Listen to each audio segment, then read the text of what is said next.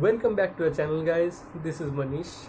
So a while back, when I was into this non-superhero comic book reading spree and making a video on Nailbiter Volume 1 review, at the end of that video I asked you guys to choose from Injection Volume 1 and Oblivion Song Chapter 1.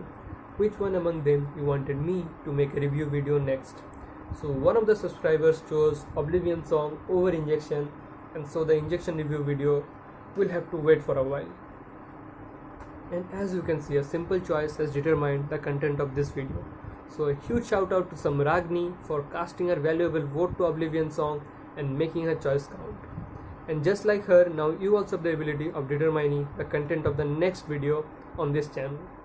Well, how you ask? It's pretty simple. At the end of this video also, I'm going to provide you with two options. From the two options that I give you, you can choose any one based upon your likings or preference. After that, you have to comment your choice in the comment section down below, and that's all. From the comments that I received, by the simple rule of majority wins, the option with more votes will be featured as the content of the next video, and in that way now you have the power of determining. So do not forget to watch this video till the end, and do not forget to comment your choice. With that kept aside, guys, now I will straight away dive into the review video part of the Oblivion Song Chapter 1. So without delaying anymore, let's get started. Oblivion Song is an all-new series from the Walking Dead creator Robert Kirkman and Italian superstar Lorenzo De Felici. Now they talk about the plot in short. A decade ago, 300,000 citizens of Philadelphia were suddenly lost in oblivion. The government had made every attempt to recover them, but after many years they gave up. Nathan Cole won't. He makes daily trips, risking his life to try to rescue those lost, alone, and afraid, living in the apocalyptic hellscape of oblivion. But maybe Nathan is looking for something else. Why cannot he resist the siren call of the Oblivion Song? Collecting issues 1 to 6. So, if you haven't understood anything from what I just read out to you, don't worry. I'm going to break this whole book down into digestible bites for you to understand. This book is about a process called transference, and transference phenomena is a large-scale teleportation that is very random and unwanted.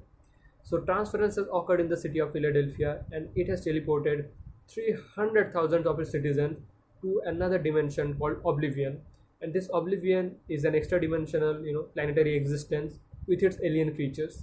And these aliens are not intelligent, guys. These aliens are very primitive beings, more like dinosaurs. So there is this predator-prey relationship going on between these humans and aliens. And so many of these citizens are already dead because they are hunted by the aliens, but many have also survived.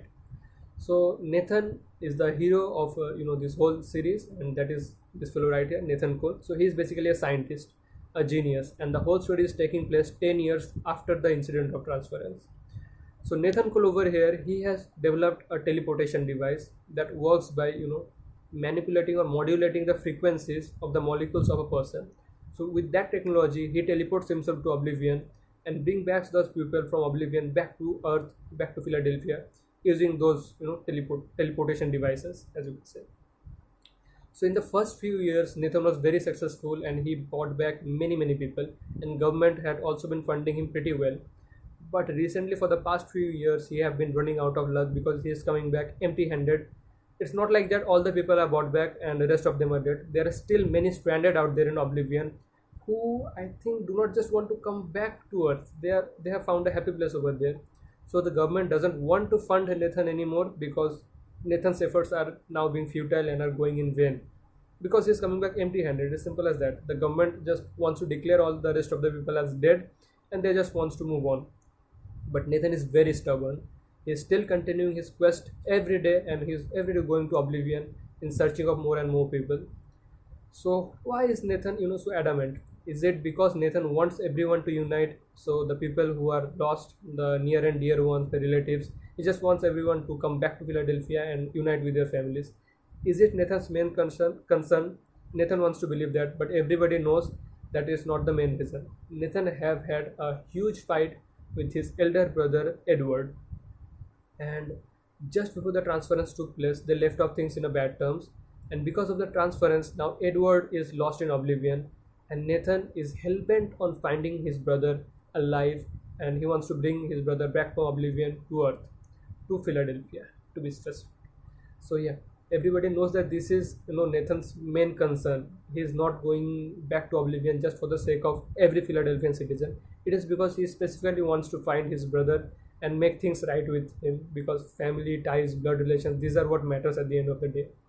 So yeah, but the thing is that there are plenty of twists, and at the end of this book also we find out that this is not Nathan's main reason. Nathan is suffering from a larger guilt, which is, forcing him to go back to Oblivion, which is forcing him to reverse all that has happened. So I'll not give you any more spoilers. I just want to say that this book is filled with twists in each and every issues, and it is a crisp science fiction read, guys. I enjoyed it thoroughly, and I cannot recommend this book enough. Although I have a small, thing, and I would like to, let's agree to disagree kind of stuff. They call Lorenzo Di Felici as Italian superstar, but let me show you the artwork.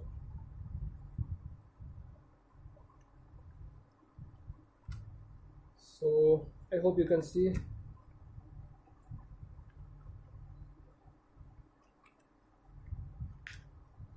It's not bad per se, but it's very 2D-ish. Even after the colorful palette that has been used over here, it looks very cartoony for my taste. And so I would not call him a superstar. Jim Lee, Jason Fabok, David Finch, those guys are superstars. Lorenzo Di Felici, not so much. No disrespect intended. It's not bad, as I've already said, but it's not that good either. So the story precedes the artwork by, hundreds of notches. So I would highly recommend, you guys should read this book, give it a try. This is the chapter 1. There are, I think, 3 more volumes, and they have covered up to issues 24. And issue 24 was released in February 2020 this year, and after that the corona pandemic, it went out of proportions and everything stopped. So this is still an ongoing issue, and there will be more volumes to come, and I will definitely pick up the subsequent volumes in the near future. So with that being said, guys, now I will come to the next interesting part of the video. What do you want to see next? Is it Injection Volume 1 review, or some of my lockdown special artwork that I have done that is stored in this envelope? And trust me, guys, these are some, comic book characters which are really famous, and my artwork is not that bad. So choose, you can choose any one of them. With that being said, guys, I will wrap up the video here. Niyoti Comics signing out.